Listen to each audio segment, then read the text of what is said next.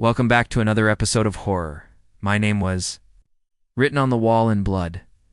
It was 2 in the morning, and I was working night shift in my family's store when I heard some commotion coming from the storeroom. When I went in there to investigate, I saw that one of our employees had somehow managed to lock himself inside one of the stockrooms. The door would unopen no matter how much he banged on it, and he was starting to panic. Because his girlfriend was due to come in any minute, and he wanted to get out before she arrived and found him in there. He was so desperate that he started smashing at the door with a heavy metal pipe. I told him that wasn't going to do anything, but he didn't listen and just kept trying. That's when the door gave way and swung open, revealing an empty room. He stopped and looked around, confused, then thanked me and ran out of the store as fast as he could. I don't know why it happened. Maybe the door just gave way on its own, or maybe it was a trick of the light. But after that weird incident, I was never able to look at that door the same way again. It was as if it was watching me, waiting for me to turn my back on it so it could strike. And I swear I could hear it breathing sometimes when I was alone in the store late at night. One particularly slow night, I was folding clothes in the back when I heard the sound of footsteps. I looked up to see what was making the noise and spotted the door to the stockroom slowly opening on its own. As it creaked inwards, I saw a dark, shadowy figure standing in the doorway. Couldn't make out any details, but I could feel my heart pounding in my chest. Then the figure stepped out, and my blood ran cold. It was the employee who had gotten locked in the stockroom earlier, only now his eyes were vacant and soulless, and a cruel smile was playing on his lips. "What have you done?" I whispered, backing away in fear. The figure took a step towards me, and I stumbled backwards, knocking over a rack of clothes. As I scrambled to pick them up, I could feel his eyes boring into me, and I knew I had to get away. I turned and ran as fast as I could, not daring to look back. I could hear him shuffling behind me, getting closer. I burst through the front doors and kept running until I was far away from the store and the terrifying figure that had come out of the stockroom. I never went back to that store again, not after what I had seen. I tried to tell the police, but they didn't believe me. They thought I was crazy or making it all up. But I knew what I had seen. I knew that there was something evil lurking in that stockroom. Years passed, and I tried to put the horrible experience behind me. I moved away, got married, and started a new life. But I could never escape the memory of those soulless eyes that had stared back at me from the shadows. They haunted my nightmares, and I could still hear his raspy voice whispering my name in the dead of night.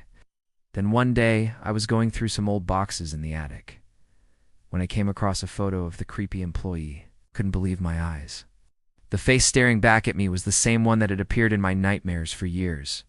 But that wasn't the only thing that made me gasp in shock.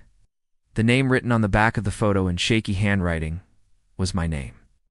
I tried to convince myself that it was just a coincidence. There had to be millions of people with the same name, right?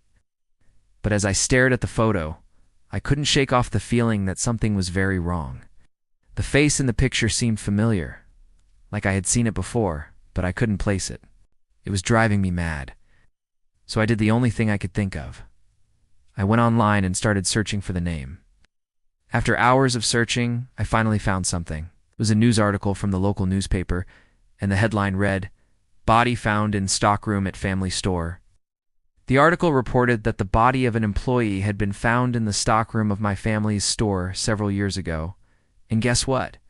His name was the same as the one written on the photo that I had found in the attic. As I read through the article, I learned that the employee had been reported missing by his girlfriend, who had become worried when he didn't show up for work. A search of the store had revealed his body lying in the same stockroom, where I had heard the footsteps and seen the shadow figure. The police had ruled his death as a suicide, but his family and friends had always suspected foul play. As I delved deeper into the mystery, I came across more articles about strange occurrences at the store. Employees reported hearing strange noises and seeing creepy figures moving in the shadows, even claimed to have felt a cold, ghostly presence watching them while they worked. But no one knew what to make of these stories, so they were eventually forgotten. But I knew there was more to the story. I could feel it in my bones. So I decided to go to the store and find out the truth. I hadn't been back in years, but I still knew the place well. As I walked through the front doors, I could feel the weight of the past pressing down on me. It's the same creepy feeling of being watched and judged washed over me, bringing back all the memories of the terrifying events that had unfolded there, but I was determined to get to the bottom of this mystery.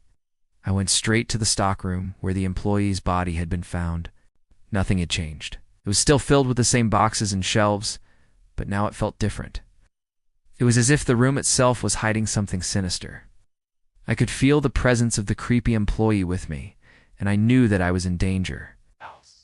That's when I noticed it. On the wall, written in what looked like blood, was my name. My heart skipped a beat as I realized that I wasn't just dealing with a ghost. This was something evil, something that had been lurking in the stockroom all along, waiting for its next victim. I tried to convince myself that it was just a prank, but deep down I knew that this was no laughing matter. This was something dark and dangerous, and I had stumbled upon something I shouldn't have. As the realization dawned on me, I felt a sense of dread wash over me. One had to get out of there, and I did. But as I turned to leave, I heard a voice. It was the same raspy voice that I had heard in my nightmares. "Don't go," it whispered. "You're not safe here." I froze. Was the ghost trying to warn me? Had he been following me all this time? I didn't dare turn around. I just kept walking towards the door, praying that I would make it out safely. When I finally got outside, I ran as fast as I could, not daring to look back.